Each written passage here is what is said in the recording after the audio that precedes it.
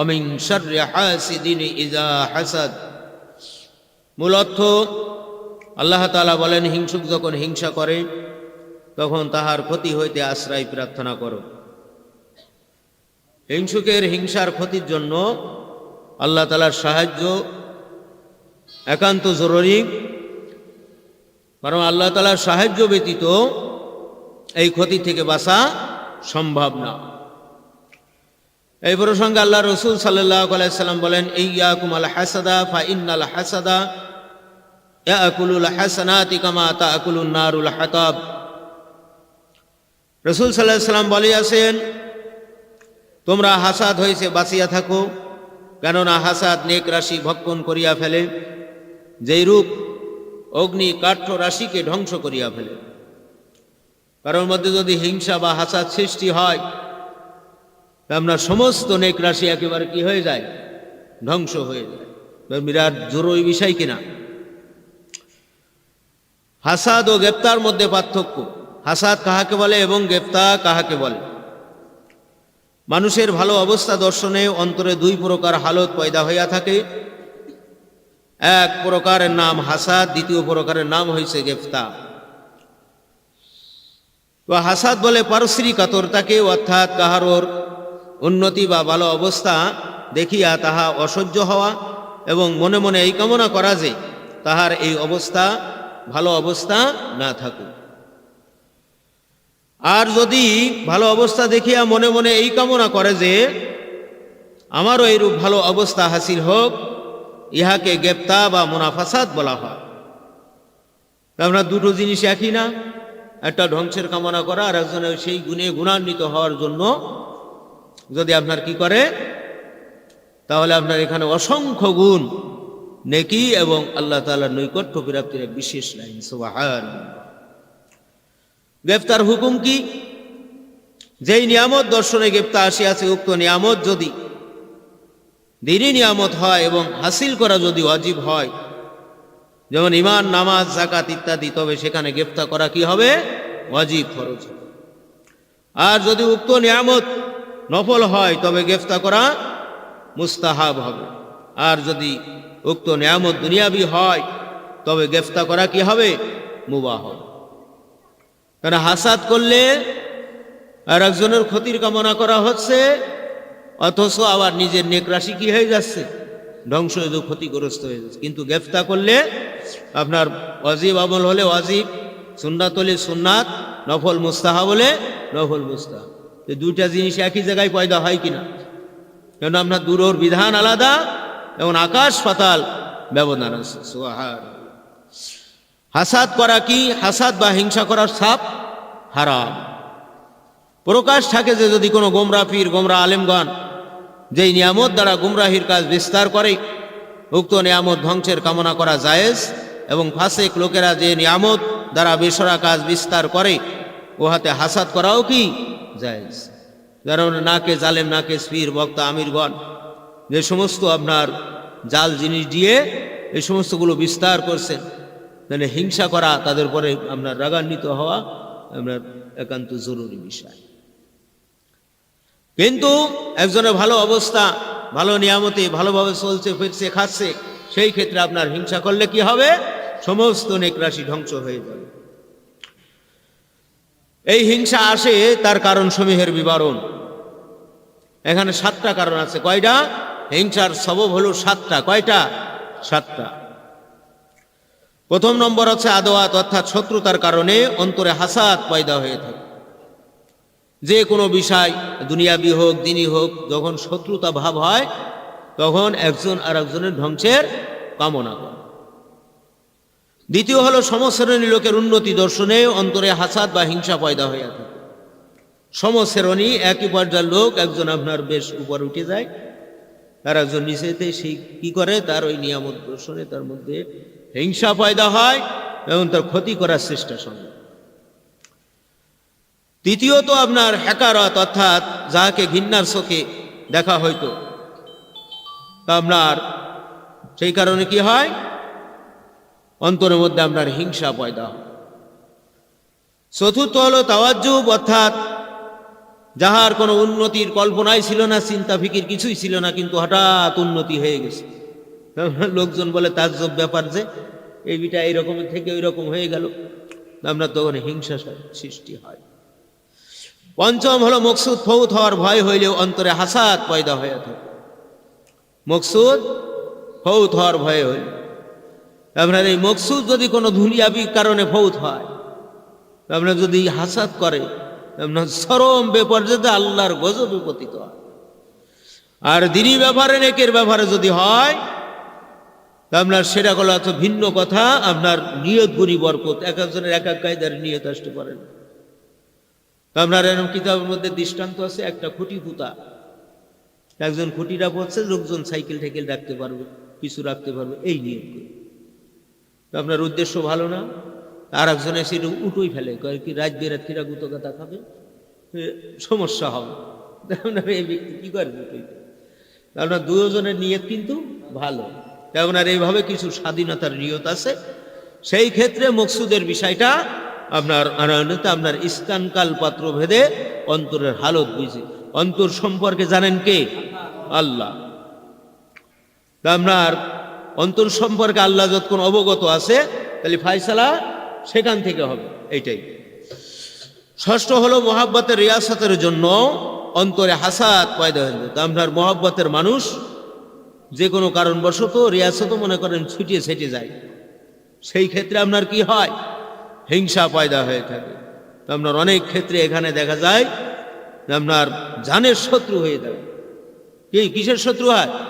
জানের শত্রু হয়ে যায়। গতকালকের ঘটনা, আমি রূপদিয়া ধান আটার ওখানে গেছি, বাইকের মধ্যে আমি একা, আরো দুটো লোক ছিল, গোপালপুর গেটে লেবে গেলে আমি উঠেছি। আপনার আপন স্বাস্থ্য ভাই ঝগড়া ঝগড়ি হয়েছে সকালবেলার দিকে। এক ভাই আপনার মোটর সাইকেল চালায়, ডান দিক দিয়ে যাচ্ছে, একেবারে ওই ধান আটার গা দিয়ে, একেবারে মূল রাস্তা ছাড়িয়ে দোকানপাটের এই পাশে।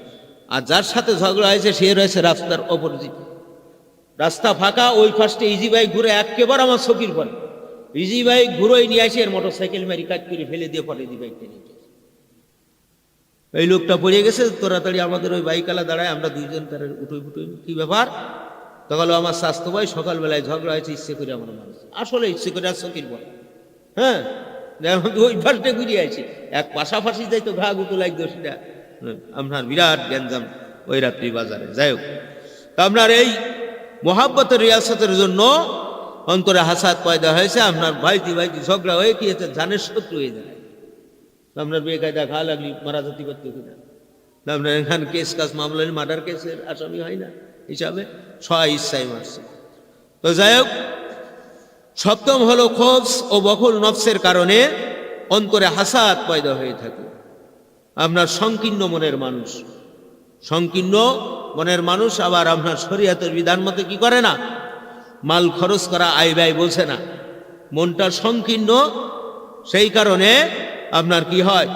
আর একজনের পরে হিংসা পয়দা হয়ে যায়।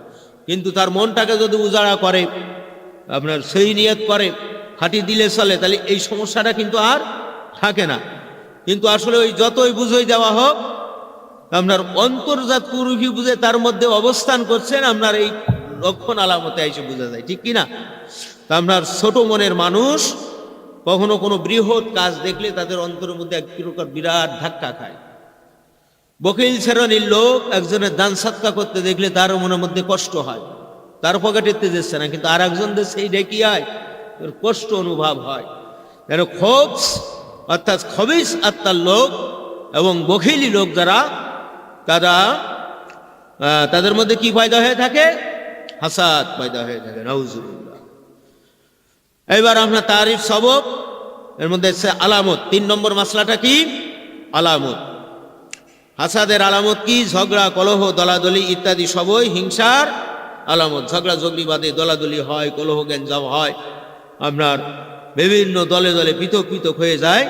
অথচ আল্লাহ তাআলা বলেন, আ'তাসিমু বিহাবলিল্লাহি জামিয়া ওয়ালা তাফাররাকু, তোমরা আমার রজ্জুকে আঁকড়ে ধরো, দলে দলে বিভিন্নভাবে ছিন্ন বিচ্ছিন্ন হয়ে যায় না। আল্লাহর পরে তাওয়াক্কুল ভরসা রেখে ঐক্য সহনশীলতাকে প্রাধান্য দিয়ে ঐক্যকে তোমরা মজবুত রাখো। হুকুম কার? আল্লাহ।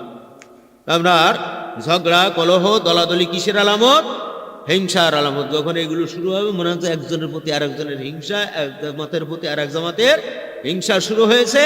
এখন শয়তান বিরাট আপনার এক ভূমিকা পালন করতেছে। নাউজ। 4 নম্বরের মাসলা হলো ওয়া ইলাজিহা, হিংসার এলাজ বা চিকিৎসা কি? হিংসার এলাজ 2 প্রকার হয়ে থাকে। কয় প্রকার? বিল্লাল ভাই সুন্দরভাবে কিতাবি ধারায় বর্ণনা করছেন না।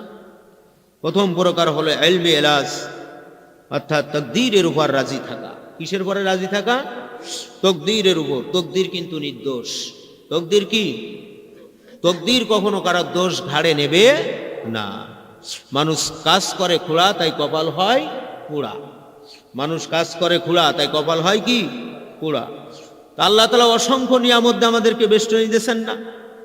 আপনার আল্লাহ যদি একটা গজব দেয়, সেটি কুলতি ভারি আমরা।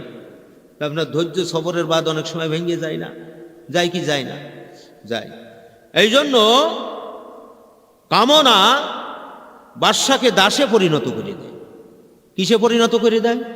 দাসে পরিণত। আর ধৈর্য দাসকে বাদশা করে দেয়। সুবহানাল্লাহ। কামনা কি করে দেয়? বাদশাকে দাস করে ফেলে। আর ধৈর্য দাসকে কি করে দেয়?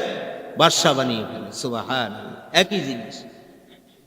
একটু সানি ডানি বাই উসানিসে। এই জন্য তকদির হলো নির্দোষ। তুমি উল্টো পাল্টা করবা, উল্টো পাল্টা চলবা, আল্লাহ আমার কপালে রয়েছে। তো আপনার ভুল ধারণা না? ওয়াল কদরি খায়রিহি ওয়া শাররিহি মিনাল্লাহি তাআলা ওয়াল বাসি বাদাল মাউত। তকদির ভাগ্য লিপি একমাত্র আল্লাহ তাআলা কি করছেন? লিপিবদ্ধ করছেন মানুষ সৃষ্টির 50,000 বছর। এই জন্য তকদিরে তার ছিল, সেটা হয়েছে। এইটাই যখন এলেমের মধ্যে আসবে তখন আমল করতে সুবিধা হবে। আল্লাহর পরে যদি সঠিক ভরসা, তাওয়াক্কুল, আল্লাহর পরে যদি ইখলাস থাকে, ঈমান ঠিক থাকে, সেই হিংসার মধ্যে যাবে, যেতে পারে? পারে। এই জন্য যাহার উন্নতি দর্শনে হাসাদ আসিয়াছে তাহার সম্বন্ধে এই ধারণা করা যে এই ব্যক্তির তাকদীরের উন্নতি লেখা আছে বলে এই উন্নতি হয়ে আছে। এক্ষণে যদি আমি মাতব্বারি করি, নারাজি প্রকাশ করা হয়, 50,000 বছর পূর্বের যে তাকদীর মানুষ সৃষ্টির আগে আল্লাহ তাআলা আল্লাহর আদেশ নিষেধ আল্লাহর কলমের পর আমার মাতবার চরম অপরাধ কিনা? নমরুদ ফেরাউন মালাউনের মতো অপরাধ না? অপরাধ কিনা? এই জন্য এটা চিন্তার বিষয় আছে, তাফাক্কুরের বিষয় আছে, গবেষণার বিষয় আছে। আল্লাহ সবাইকে বোঝার তৌফিক দেন। এখন এই ব্যক্তির সহিত যদি আমি হিংসা করিলে আল্লাহ তাকদীরের উপরে নারাজি প্রকাশ করা। ঈমানের যে প্রাথমিক পর্যায়ে আপনার 7টা বিষয় ঈমান আনা, তার মধ্যে আপনার তাকদীরের প্রতি ঈমান আনা ফরজ না নফল? আপনার মূল ঈমানে মার খেয়ে যাচ্ছে না? না আমলে মার খাইলে না আপনার একটাই যায় তওবা তিল্লা করে আমল পরিপূর্ণ করা যায় না। ঈমান নষ্ট হয়ে গেলে ঝামেলা কিনা? তাই ঈমান মহা দামি জিনিস কিনা? অবশ্যই অনেক দামি জিনিস। এই জন্য দেখেন তারা আপনার আত্মশুদ্ধির বিষয়টা কত বড় সূক্ষ্ম জিনিস এবং কত আপনার প্রয়োজনীয় জিনিস। যে হিংসা যদি কেউ করে তা আপনার সেই ক্ষেত্রে কি হয়ে যাচ্ছে? সরাসরি তাকদীরের পরে আঘাত খায়, ঈমান নষ্ট হয়ে যায়। নাউজুবিল্লাহ। দ্বিতীয়ত হলো আমলি এলাজ, অর্থাৎ যাহার সহিত হিংসা আসিয়াছে তার সহিত ভালো ব্যবহার করা এবং তাহার প্রশংসা করা। কথাটা বুঝতে পারেন? তার সাথে ভালো ব্যবহার করা। আপনি তার সাথে ভালো ব্যবহার করেন, আপনার কর্তব্য দায়িত্ব আপনি পালন করেন, কিন্তু আপনি তাকে ভাবছেন তাল গাছ, আর আপনাকে যদি সে ভাবে ওই গাছ, তাহলে সে দায়িত্ব কি হবে? সে হবে। এ সম্পর্কে কে অবগত আছে? আল্লাহ তাআলা। তা আপনি তো চাচ্ছেন যে তার সাথে ভালো ব্যবহার করি, সৎ ব্যবহার করি, এই মহা অন্তর্জাত পরিবু থেকে সে হেফাজত হোক, তার নেকরাশিগুলো বাঁচুক। আমি তো মানুষ হয়ে কেন মানুষকে এতটুকু করতে পারবো না? কিন্তু আপনার নিয়তটা এই, আর আপনি যার সাথে করতেছেন সে আপনাকে মনে করেন গ্রান্টেড দিচ্ছে না, গণ্য করতেছে না। শাস্তি, গজব, আযাব যা কিছু সেই পাবে, আপনি তো বাঁচলেন, ঠিক কিনা? আপন আত্মা কি হলো? বাঁচলো। যার যার নফসকে বাঁচানো, যার যার ঈমান বাঁচানো, আমল বাড়ানো যার যার দায়িত্ব। কথা ঠিক কিনা? স্বতন্ত্র না, যার যার দায়িত্ব। আপনার দেখা যায় যে অনেক ক্ষেত্রে দেখা যায় যে এই আমলি এলাজগুলো আপনার যখন ব্যবহার করা হয় ইলমে এলাজ আমলি এলাজ, তো তারা সবসময় পাশ কাটাই চলতে থাকে, এবং আপনি তাকে গুরুজন ভাবছেন বা ভালোবাসার পাত্র ভাবছেন, সে আপনার ওই জিনিসটাকে মূল্যায়ন করল না। আল্লাহর গজব আর লানতে একেবারে সঙ্গে সার হয়ে যাবে, দুনিয়ার কোনো শক্তি কোনো পীর সাহেব তারা বাঁচাতে পারবে না। যদি সংযোগটা খালি কিসের কারণে? আপনার সঠিক নিয়ত, সঠিক আমল না থাকা। তো যাহার সহিত হিংসা আসিয়াছে তাহার সহিত ভালো ব্যবহার করা ও তাহার প্রশংসা করা। তার কারণ সুই চুরি করে কুদাইল হারানো তো সম্ভব। সুই চুরি করে কুদাইল হারানো, একটা সুজের দাম কত আর একটা কুদাইলের মূল্য কত, ঠিক কিনা? তো আপনার এই ক্ষেত্রে এইগুলো বিশেষ লক্ষ্য রাখার দরকার, এবং এটা স্বতন্ত্রভাবে যার যার আমল লক্ষ্য উদ্দেশ্য ফেলবে। তো আমরা দেখা যায় যে অনেক সময় বলে ওয়া তো বলে ওই রকম হয়, তো ওয়া তো বলে ওই রকম হয়, লোকজন চলে, চলুক গে। এখানে বসে আছেন, একজনের ফটফট করে পেটে ব্যথা শুরু হয়ে গেল সাপোজ, তো বড় জোর আপনাকে আমি একটা ফু দিতে পারি, একটু পানি ফেলে দিতে পারি, তাতে কমতেও পারে নাও পারে, কিন্তু এই যে কষ্টটাকে ভোগ করুন, যতই আপনি আমি মোহাব্বতের লোক হোক না কারণ এই কষ্টের ভাগ নেওয়া যায় না, যাবে? তা আপনার কবরের হালতের অবস্থাটা একরকম না, হাসরে মিজানে সিরাতে সর্ব অবস্থায় একই রকম না। এই জন্য আপনার বিশেষ গবেষণা করার দরকার। আল্লাহ সবাইকে বোঝার তৌফিক।